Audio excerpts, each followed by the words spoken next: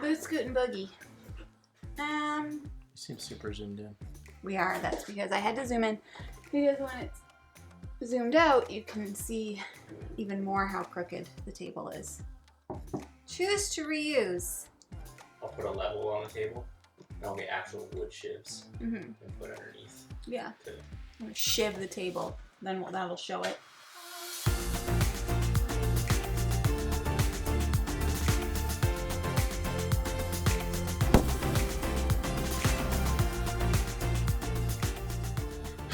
Welcome back to Foster the Meeple, a channel all about board games and board gamey things. Exactly. We are here today, my friends, to do another pumped up Kickstarter. P-U-K. Pop. And today's preview is going to be on Favor, Gods of Oethera from Lycanwood Games. And this video is sponsored by Lycanwood, so thank you so much. And I hope that I pronounced all of those things right. I sure did my best. Probably not. Well, I did my best. So as per usual, we are going to dive into an overview of the game, and then we are going to jump into a little bit of a discussion. Here's something that you need to know. It's a prototype, okay? Prototype Nikki on the back, although it's purple, which is fun to see instead of white. So everything within the game is subject to change. And now we are going to jump into our overview. Welcome to the realm of divine competition and epic adventure. Get ready to experience the captivating world of Favor, Gods of Oethera. In this game, you'll take on the role of one of 6 extraordinary characters, each with their own special abilities and strengths. Your journey will lead you through uncharted lands, from enchanted forests to mysterious marshlands, towering mountains to desolate wastelands. As you explore, you'll discover powerful relics that enhance your abilities. Offer these relics to the gods to gain their favor, earning you the points you need to win. But it's not just about relics. Capture settlement banners, interact with NPCs through immersive narrative events, and engage in tactical clashes with other players to earn even more favor.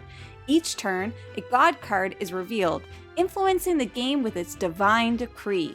Will the gods aid your cause, hinder your rivals, or reshape the very landscape you traverse?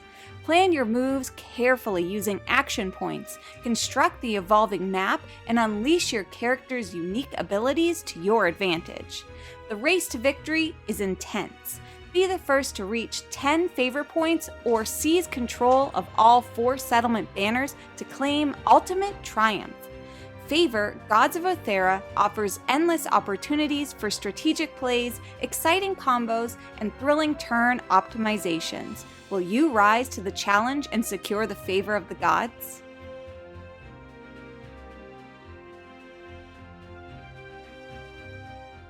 Welcome back from the overview. Now we're into the discussion, okay? Many moons have passed since the overview. I'm just going to reference the game as Favor because there's just a lot of words. So just know that when I say Favor, what I'm really talking about is Favor, Gods of Oethera. Okay, but we're just going to say Favor. Favor is a game where you are playing as an asymmetrical character. The game comes with a variety of different characters that you can choose from, and all have slightly different boon powers, which is kind of like their special ability. And then they all have kind of like different levels of things. So there's charm, there's wit, there's delve, there's fight, things like that. So to start the game, you're going to choose a character. And that's a character that you get to be for the rest of the game. Now this game has a few different mechanics kind of built into it, but essentially it's going to be kind of like an action selection. There's some card play, there's some movement and events that are going to come up, there's some fighting, etc., etc., etc. And what are you trying to do? You are trying to gain the favor of the gods of Oethera. That's how the full title comes in. So basically with the game, you are going to be building out a bit of a map that has 4 different terrains. In the center of the map, you have what's called the altar. And that is where you're going to be donating or gifting relics to the gods in order to gain their favor. To start off on your turn, you are going to be pulling a god card from the center of the table, and you're just going to be doing whatever it says. Okay? Then you're going to be spending your energy in order to take a variety of actions. You can move around the board, which then also opens up the board. The movement tiles that you're going to be coming onto, there's 4 different terrain types. Those tiles could have everything from ruins on them, which could potentially allow you to gain relics. They have events pop up, which once again is just going to let you act out an event. They might have just different text on them telling you things to do, that kind of stuff. So you're moving and you're doing whatever the tile says for you to do, essentially. Now, if you do come over to a ruin tile, you can do a delve action. The delve action allows you to make a challenge roll in order to potentially gain relics. You need relics so that you give them to the gods. The gods of Oethera, in order to gain their favor. That's the whole point. Each of the terrain types also has a special banner. Okay, they all have a settlement. If you get to the settlement, you can make a charm roll in order to claim a banner. So there's 2 ways to win this game.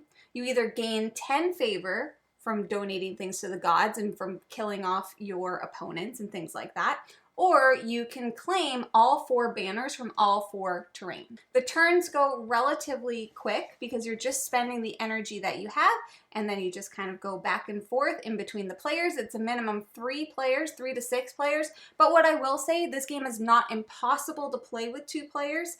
The reason why at least 3 is best is because it allows for more interaction. Yeah, it just promotes more interaction between players. Forces more interaction between players, for sure. Exactly. But we did try it at 2, and it was fun. Yes, because we forced ourselves to interact and fight with each other and do all of these things, you know. As I mentioned, each of the characters has a special ability. So one of them might be that they're able to teleport to different spaces on a board. So there's a bunch of different things that they're able to do. You can use your boon once per turn, and then you actually flip it over, and then once you donate a relic to the gods, you get to flip it over again, and then you can use it again. So there's a lot of like different little pieces, but essentially this game all kind of comes into play with the strategy of trying to uncover enough of the board to find where the rune tiles are so you can collect relics. And while you're doing that, you're also triggering different things that are going to be happening that could also affect you negatively. You're going to be fighting with each other. You can lose hearts. You can die, but you do come back to life, which is always lovely. And that's basically what the game is. So you're trying to gain the favor. It plays relatively quickly at a lower player count, around 45 minutes. As you add players, it plays up to 6 players. It can get up to like 90 minutes, essentially. It plays very much like an arena battler with a kind of a pick up and deliver mechanic attached to it.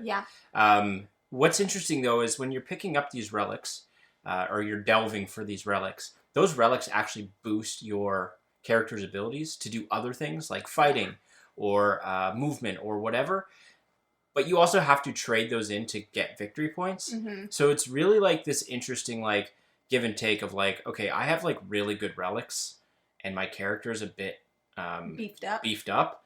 Do I want to turn these in for like 2 victory points, or do I want to start ripping around the map and like causing havoc for other players? Because you also get favor, albeit a little bit slower, if you attack other players and knock them out.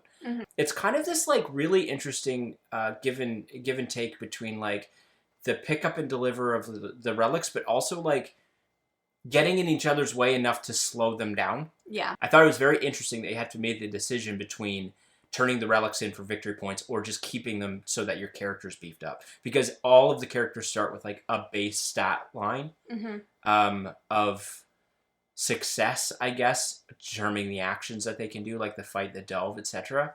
So, I thought that was really, really interesting. Yeah, and a part of this game is that you have to make challenge rolls in order to test your skills. If you want to gain a banner, you have to do a charm roll. Well, to start off, a lot of the characters only have like 1 charm. In order to get a success, you have to roll lower than what your level of that thing is. So if your delve is 2, you have to roll a 0 or a 1. If your charm is 1, you'd have to roll a 0. So that's one reason why you want to beef up your character a little. When you do claim some of those different banners, they will give you an extra stat, basically. So one of the banners might give you +1 wit. Wit is your hand limit. So that's going to allow you to draw more action cards. Action cards allow you to do things sometimes with using less energy than using a basic action. So as an example, a basic movement costs 1 energy. You could have a movement card in your hand that costs 0. So the action cards are really beneficial to have. So yeah, it's a little bit exploration. It's a little bit fighty. It's a little bit pick up and deliver. It's got events. And one other thing, the event cards themselves have like full-on story within them. And there's like funny things in them, there's some jokes, and there's some decisions that need to be made. There's roles that need to be done. So this game, for relatively like minimal rule set, very light overhead in terms of that sort of thing. This is one of those games that for those people out there who enjoy easy to learn, tough to master, this could be a great fit for you, because I definitely did feel that it had those components to it. It felt a little bit like Wildlands with a pick up and deliver little element added to it. One last thing that I wanted to mention before we get into who is this game for is there's also traps that you could put out on the board, and you can hex people and put spells on them and stuff. And what I wanted to say also is that we tried a few different strategies when playing. What I can say is that you can not easily win, but you can definitely win through the banner strategy or through the relic strategy, and through the fighting strategy, because Jeff got quite a few favors from just killing me over and over again. So there's definitely different strategies that you can try each game, so it's going to give you a little bit of variety as well. Yeah, definitely. I would say the asymmetry is not like super deep. No. It's just a little bit of like the boons are a little bit different for each, which I think it invokes the most depth in terms of the asymmetry. Yeah. But in terms of like the starting stat value differences between each character is kind of minuscule. Yeah, I would say intro to asymmetry level. Yeah, definitely. Yeah, I think that's a good way to put it. Yeah.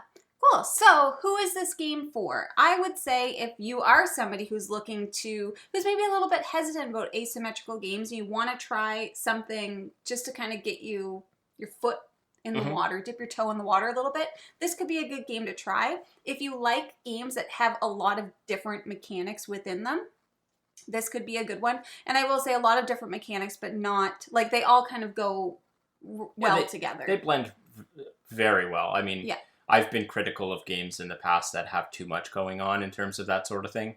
And I didn't feel that in this one.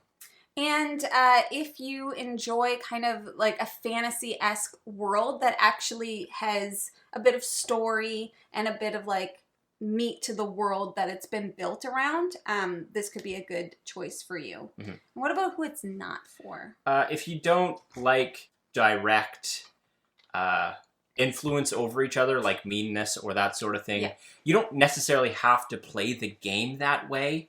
You're missing out if you don't. But if you don't, you're kind of missing, part of that experience. So I would say if you're looking for your own kind of like individual solitaire-esque puzzle, which I think some other pick up and deliver games are, this is not that. No. Well, if you don't like any of the mechanics that we mentioned, it might not be for you. If you get overwhelmed by choice, because there is a lot of different choice within this game, and there is a lot of moving parts. Once again, it's still relatively like light. I would say that it leans light medium in terms of weight. I could see a lot of people that have like a gaming group that likes lighter games and likes the interaction piece that we've mentioned, finding this enjoyable. Yeah, totally. If this is something that you are interested in, all of the information and links will be down below, so feel free to go and check out the campaign if it sounds like something that you're interested in. Indeed. Indeed. Now, if you're interested in buying board games, not this one. You gotta go to Kickstarter for this one, okay? But if you would like to buy other board games, you should first start by checking your friendly local gaming store. And for us, that is... Boardroom Game Cafe. Heck yeah, it is. Do you like snacks? I do. Well, why don't you try MunchPak? You may as well, because we got $5 off. Maisel is a very Maisel's a very East Coast thing, I feel. Is it? Maybe Other people Canadian. don't say that? Well, Maybe it's Maisel. Canadian. It's like May as well. Thank you so much for watching. If you like what you see, Please subscribe. we hope to see you again soon. And now we say goodbye. Goodbye! Later days.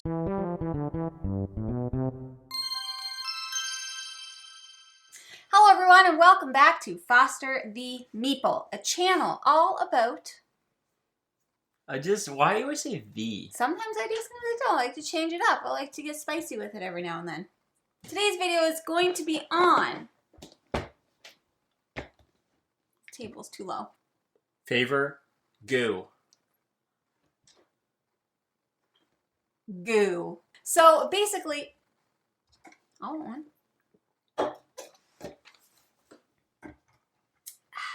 Favor, you...